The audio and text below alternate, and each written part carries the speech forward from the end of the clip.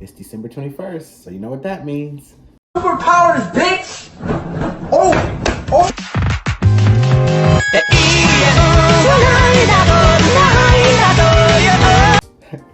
First order of business, happy winter solstice, aka Negro solstice. Unless you've been living under a rock, I'm pretty sure most black people have heard about the running joke that on December 21st, black people are going to get superpowers. Like this whole entire superpowers fiasco, it literally started with one tweet. And the amount of stuff that's come from it, I mean, chef's kiss. Like this shit is hilarious. I mean, some of these tweets I've seen, y'all are out of pocket, y'all are disrespectful, and y'all are hilarious. And I'm here for every single last I'm here for every single last bit of it. Here are some of my personal favorites. As you can see, the level of tomfoolery that some of you niggas are on, it's unparalleled. Honestly, all jokes aside, I honestly think that black people's true superpower is to find the joy in anything. Because 2020 has literally been a shit show. And I know for a lot of people, we have to sacrifice a lot. So if this is one thing that gives you joy, this month, then so be it, Also, that's just one of the topic of Black Twitter. A music legend has found her way onto Twitter, Miss Dionne Warwick, and literally her tweets are giving me everything I didn't know I needed. Miss Dionne Warwick wasted no time putting you bitches in your place, telling you bitches who she is, and asking questions that honestly need answering. And I'm talking to you, Mr. Chance the Rapper. She asked a very good question, a question that needs answering, quite frankly. She also called up the weekend. So yeah, you bitches better put some respect on Miss Dionne Warwick's name and answer her questions, because quite frankly, I want to know the answers to myself. And also, since we're on the topic of black people, black celebrities, Mr. T.I. Step into my office.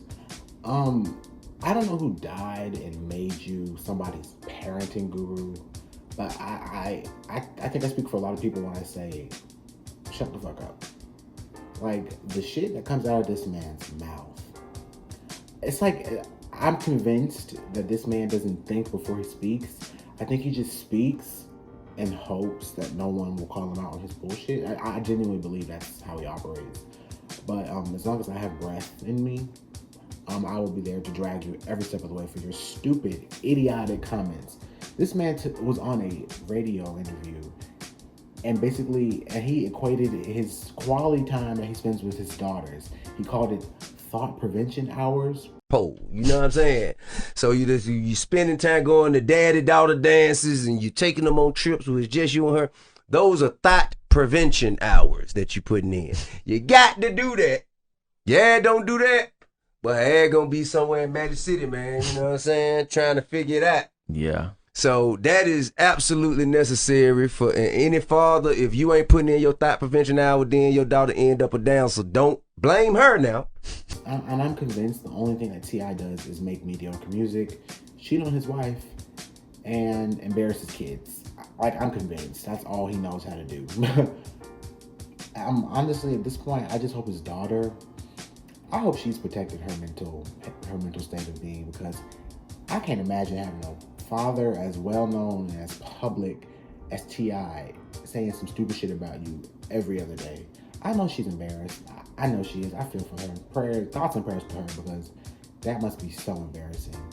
T.I., honestly, at this point, I'm surprised no one has called Child Protective Services on your ass. Because I feel like they need to make a visit.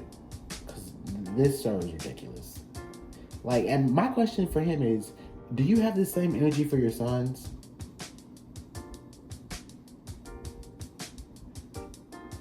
It's just, it's clownery. It's clownery. And speaking of clownery, another clown that I wanted to speak about, these politicians. Yeah. So I'm pretty sure y'all have heard by now. The coronavirus vaccine has gone public. They started administering the vaccine to like citizens and whatnot, and to like boost public confidence in the vaccine, they're giving it to elected officials. And all I can think about seeing these Republicans and Democrats alike all I can think about seeing them get the vaccine is how underwhelming their response has been to the coronavirus pandemic. Literally, we got one check, $1,200, back in what, May, April, whatever, however long ago that was.